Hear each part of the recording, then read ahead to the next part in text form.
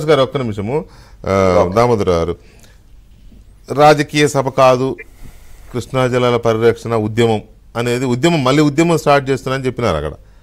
అంటే నాకు అనుమానం ఏమంటే మరొక మలిదేశ ఉద్యమం ఏదో స్టార్ట్ చేస్తున్నట్టుగా అనిపించింది. కానీ అది జరగల. మళ్ళీ చివరిగా అంతా పొలిటికల్ ఇవే జరిగినాయి. పంచులు డైలాగులు, పంచులు లేవు కానీ డైలాగులు లేకపోతే హెచ్చరికలు ఇటువంటివి జరిగినాయి. సో ఓవరాల్గా ఇవాళ కేసీఆర్ గారి టూర్, నల్గొండ టూర్ మీద పార్టీ రియాక్షన్ ఏంటి? కాంగ్రెస్ పార్టీ రియాక్షన్ అంటే ఇవాళ కేసీఆర్ గారి సభ అక్కడ వాళ్ళు కృష్ణా జలాల పరిరక్షణ సభ కంటే కూడా ఈ కచరా పార్టీ కడుపు నొప్పి సభ అని పెట్టుకుంటే బాగుంటుండే. వాళ్ళ ఫ్రస్ట్రేషన్ అంతా అక్కడ చూపించినాడు. పాపం ఇవాళ మైక్ ఆపరేటర్ పొద్దున్న లేచి ఎవరి మొహం చూసినాడు కానీ పాపం పుట్టు తిట్టినాడు. ఇవాళ పాపం మొత్తం పల్లరాజేశ్వరరెడ్డి మీద పోయింది, పల్లరాజేశ్వరరెడ్డి గారి మీద పోయింది, ప్లస్ ఆ మైక్ ఆపరేటర్ మీద.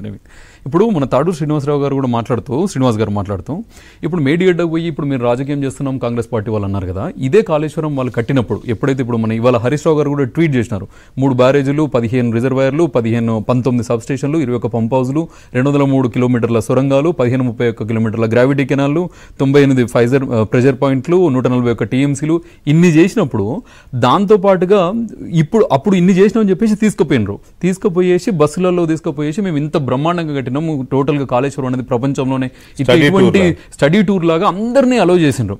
తీరా ఎప్పుడైతే 2019లో ఏదైతే ముంపు కానీ దానికి గమనించిన పర్రెలు కానీ పగుళ్ళు పడ్డప్పుడు ఇవాళ కేసీఆర్ గారు అదే సభలో మాట్లాడుతూ ఏమున్నది చిన్న చిన్న పర్రెలే కదా, దానికి అడ్జస్ట్ చేసుకోపోవాలి, సర్దుకుపోవాలని చెప్పేసి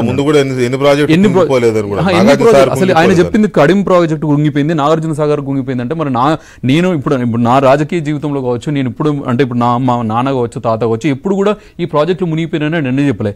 ఏమున్నా చిన్న చిన్న పర్రెలు అంటున్నా, చిన్న పర్రెలు కాదు. ఆ బీఆర్ఎస్ వాళ్ళు అందరూ పడతారు ఆ పర్రెలలో, అంత పెద్ద బొక్కలు పడ్డాయి అక్కడ. సో ఆ విషయాన్ని వీళ్ళు దాన్ని దాచిండ్రు. ఈ రోజు నిజంగా హరీష్ రావు గారు ఈ ట్వీట్ తో పాటు ఇవైతే ఇన్ని బ్యారేజీలు ఇవన్నీ పెట్టినరో దాంట్లో కుంగిపోయిన బ్యారేజీలు ఎన్ని, పగిలిపోయిన రిజర్వాయర్లు ఎన్ని, మునిగిపోయిన పంప్ హౌస్లు ఎన్ని, ఈత కొడుతున్న మోటార్లు ఎన్ని, ఇవన్నీ కూడా వాళ్ళు ట్వీట్ లో పెట్టి 1,00,000 కోట్ల స్కామ్ ఇంత అయింది అని చెప్పేసి పెడితే కూడా బాగుండేది. హరీష్ రావు గారు అది ఎందుకో మిస్ చేశారు. I wish if you could do that the same. ఆ 1,00,000 కోట్ల స్కామ్ లో అసలు 38,500 కోట్ల డిపిఆర్ ఉన్న ప్రాజెక్ట్ రిపోర్ట్ ని తీసుకుపోయి 1,50,000 కోట్లకి ఇప్పటికే అయింది. అది ఇంకా దానిలో గ్రావిటీ కెనాల్స్ ఇంకా నిర్మాణం కాలే. ఇప్పుడు మొత్తం ప్రాజెక్టు కంప్లీట్ చేయాలంటే దాదాపుగా 2,00,000 కోట్ల రూపాయలు అవసరం పడుతుంది. మరి 2,00,000 కోట్ల రూపాయల అవసరం దాన్ని స్పెండ్ చేసినప్పుడు కానీ ఇప్పటి వరకు నీళ్లు పారిన ఎకరాలు ఏంటంటే ఓన్లీ 98,000 ఎకరాలకు వచ్చింది. అంటే 1,00,000 కోట్లు పెట్టి 98,000 ఎకరాలకు మాత్రమే నీళ్ళు ఇచ్చినటువంటి చరిత్ర. సో ఇప్పుడు కేసీఆర్ గారు ఏమంటున్నారు, నాలాంటి అడగద్దా, నాలాంటి మేధావిని అపర మేధావిని కాళేశ్వరం మోక్షగుండం వీరయ్యని విశ్వేశ్వరయ్యని అని చెప్పేసి చెప్తున్నప్పుడు మరి మోక్షగుండం విశ్వేశ్వరయ్యని అని మరి కాళేశ్వరం ఎందుకు పగిలిపోయా?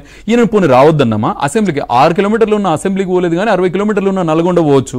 అంటే ఈయనది కాలు నొప్ప కడుపు నొప్ప? అంటే కాంగ్రెస్ పార్టీ వచ్చింది కాబట్టి ఆయన కడుపు నొప్పితోనే ఇవాళ నల్గొండ పోయి ఏమన్నారు, నేను రాజకీయం అసలే చేయను. మరి రాజకీయం చేయనంటివి ఇవాళ వెంటాడతాం దద్దమ్మల సర్కారు, ఆ సర్కారు, మీరు కేఆర్ఎంబీ మీద బ్రిజెస్ ట్రిబ్యునల్ని అరెస్ట్ చేయండి, వాళ్ళని మాట్లాడండి, 6 నెలల్లో రిజల్ట్ కావాలని.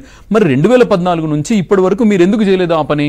మీరు ఇప్పుడు ట్రిబ్యునల్ ఏంది 2014 అయిపోతే 2023లో మొన్న మోదీ ప్రభుత్వం మీద బాగా ఒత్తిడి చేస్తే ట్రిబ్యునల్కు వాళ్ళు ఇప్పుడు మొన్న ట్రిబ్యునల్ వేసిందని చెప్పినారు. మరి ఇదే ఒత్తిడి 2015 ఎందుకు చేయలేదు, 16 ఎందుకు చేయలేదు, 17 ఎందుకు చేయలేదు? అంటే 9.5 ఏళ్ల నుంచి మీరు ఒత్తిడి ఎందుకు చేయలేదు మోడీని? అంటే ఎంతసేపు కాంగ్రెస్ పార్టీ మీద ఆయన